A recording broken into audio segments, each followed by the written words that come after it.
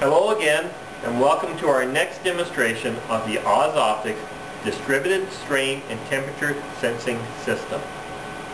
In our last video, we demonstrated how you can use two fibers to measure strain and temperature simultaneously in a system. We're going to do something very similar in this video. But instead of using two fibers, we're going to use only one fiber. But this fiber is a very special fiber.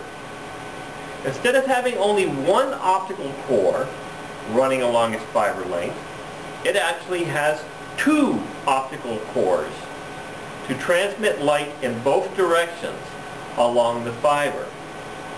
So essentially we have two optical fibers combined into one. This specialized sensing fiber is extremely useful for distributed strain and temperature measurements. It provides us one key advantage. With a dual core fiber, we know that the strain and temperature will be the same values along the length of the fiber for both cores. This is a key advantage. With the dual fiber system, one had to be very careful laying the fibers down, either through a ribbonizing process or through some careful mounting process, in order to ensure that both fibers saw the same temperature and the same strain at the same position. If one didn't wrap one fiber as tightly as the other fiber, it would see a different strain.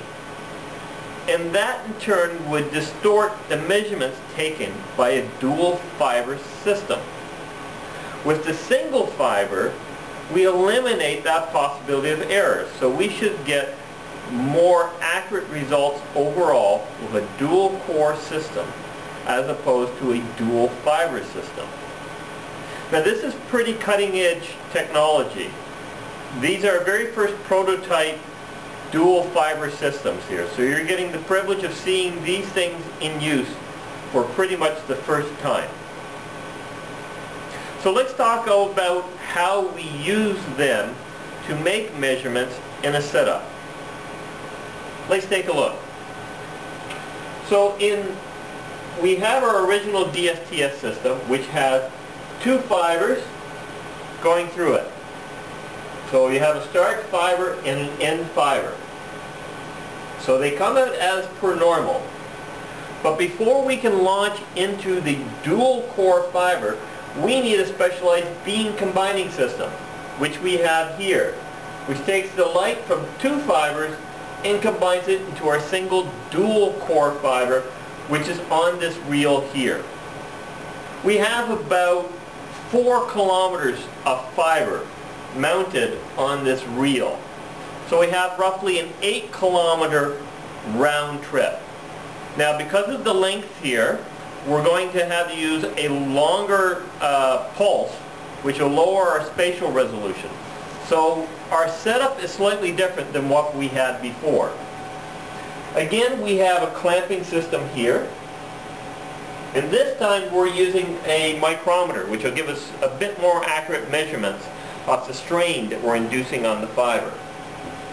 Again, it goes through the clamping system into our copper pipe to our heater unit, which warms up the copper pipe. Now because we're using a lower resolution setup, we're also working with a longer copper pipe. In our previous video, this copper pipe was 1 meter long. This time around, it's 2 meters long. We actually had to install a second heater block unit that already heats the entire length uniformly. Once the fiber comes out off the copper, it goes to another clamp. That allows us to apply the strain. Once the fiber end comes out, it goes to a fiber reflector. And this takes the light coming out of one core of the fiber and reflects it back into the second core of the fiber. So with this setup, we're able to launch the light through the unit, hit the reflecting system, come back through the unit, and thus be able to get the 2 Brillouin spectrum through the 2 fiber cores, and hence get simultaneous measurements of both strain and temperature.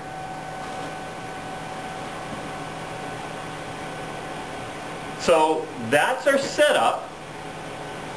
So why don't we see how it works in practice?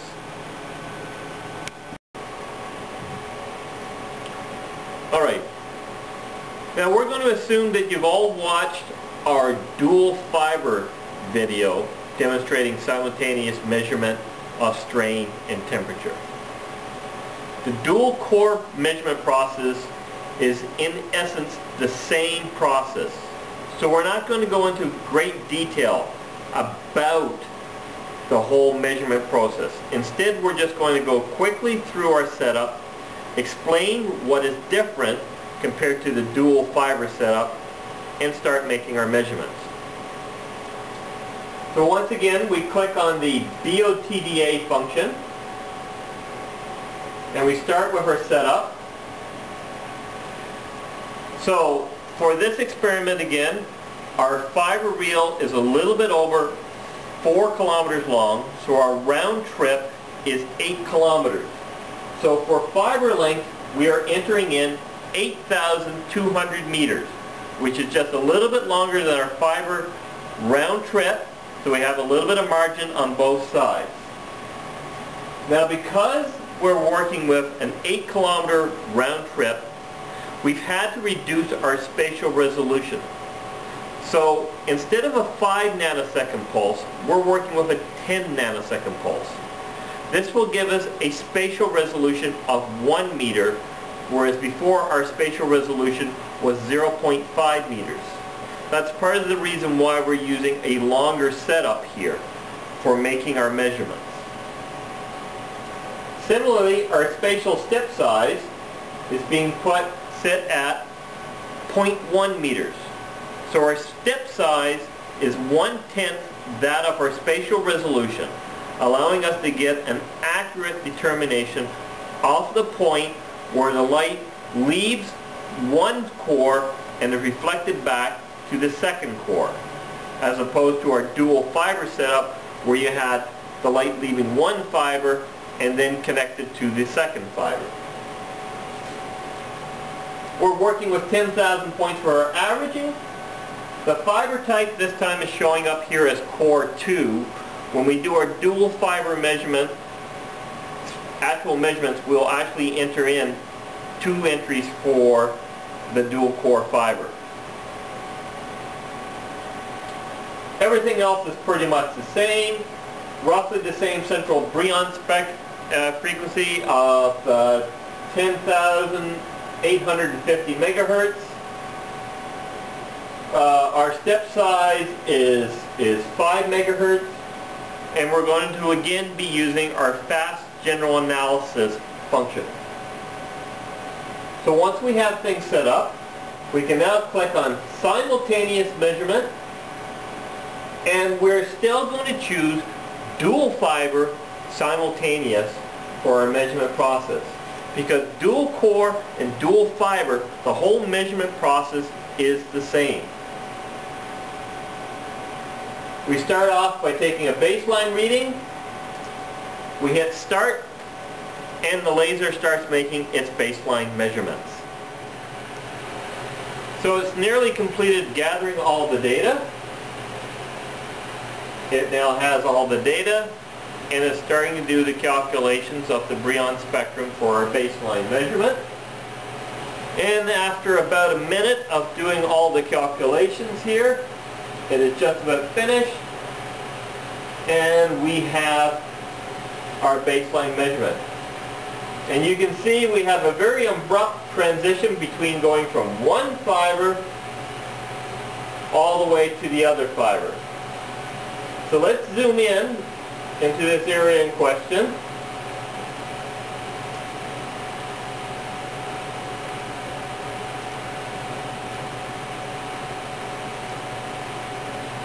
And you can see just how steep a junction it is going from one fiber to the other fiber.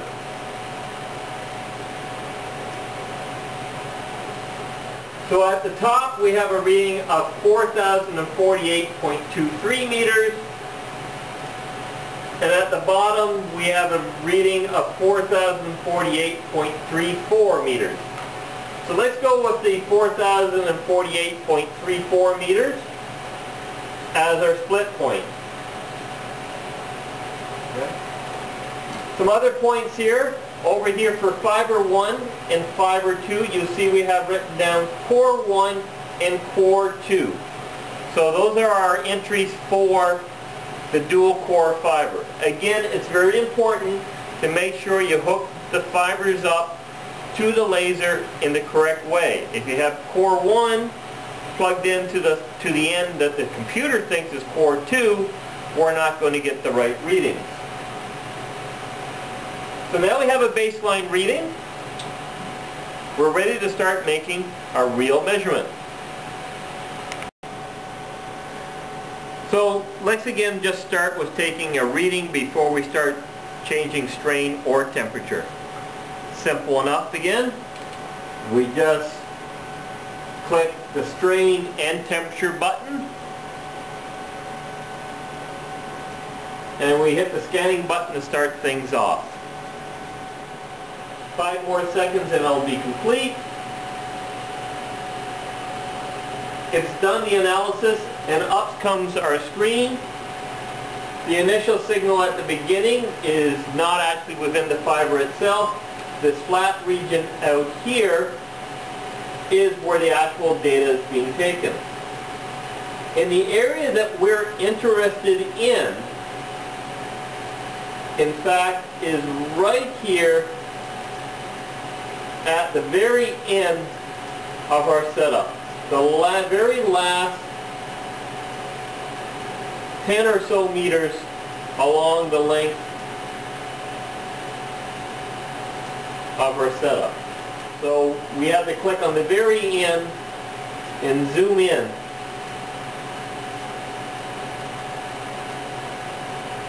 And you can see the very end here where the fiber ends and our reflection occurs, and our area of interest is just a few meters back from there. And as you can see, zooming in a little bit closer, right now it is fairly uniform and flat across that region, signifying that there's very little strain going on. And we're here now within the noise of the measurement regime. So our strain measurements are coming in around about the 0 mark here, and our temperature reading is around the 1 to 3 degree mark here. So this is our 0 point. Now let's go and change the strain on the fiber, and we'll see if we can see that independently of changes in the temperature. So we are now going to use this micrometer to adjust the length between the 2 fiber clamps. The distance between the 2 fiber clamps is 2.07 meters long. So to introduce 100 microstrain, we have to stretch the fiber by 0.207 millimeters. So for our first demonstration, let's induce 400 microstrain. So we're going to adjust the micrometer reading to the 0.828 millimeter mark. So we're stretching the fiber a little bit over 0.8 millimeters. So once we have the dials set, which is right about there, let's go take a new Brillouin spectra. And now that we've adjusted the strain on the fiber, we'll just start off with a brand new measurement, and we'll see what happens at the end. And the data is gathered and analyzed, And now, again, we want to look at the very end of the spectrum. So if we zoom in to that end plate,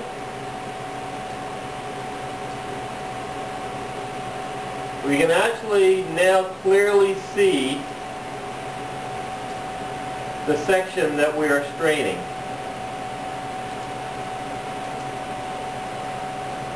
Which is this region right here, this large bump. This is the part where we've actually applied strain onto the fiber.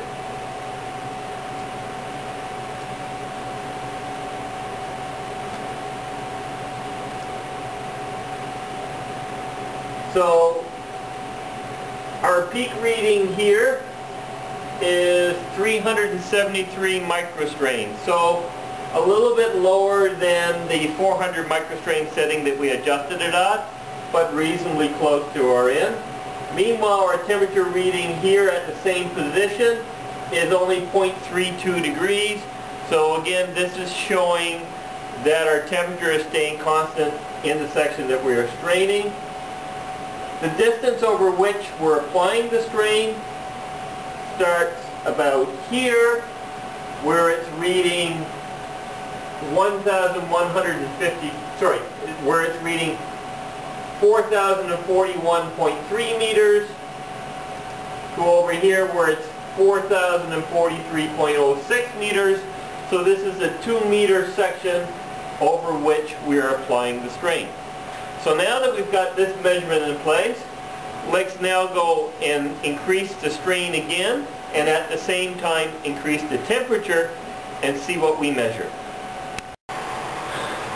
Okay, so as you can see, the temperature reading now is being increased to 40 degrees Celsius from our original 30 degrees Celsius, which is a change of 10 degrees.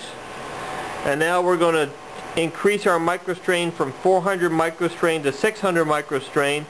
So we're going to adjust our micrometer setting to the value 1.242. So a little bit more than 1, 1.1.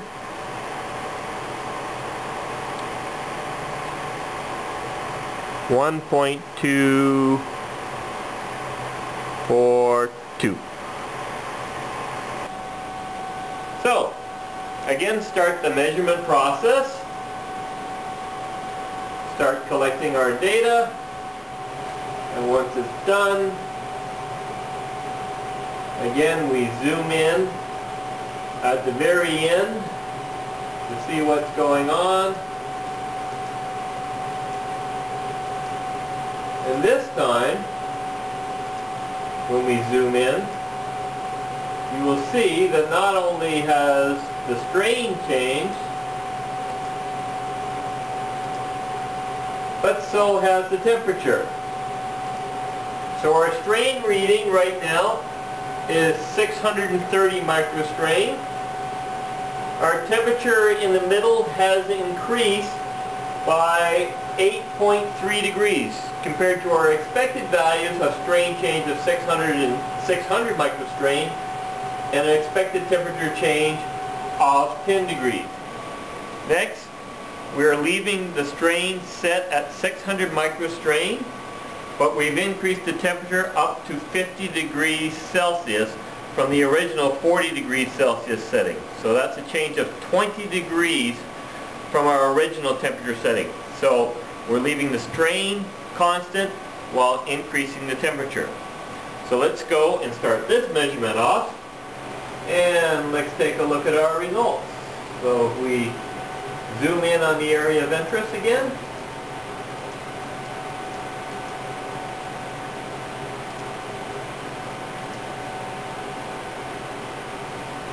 you can see that we have a reading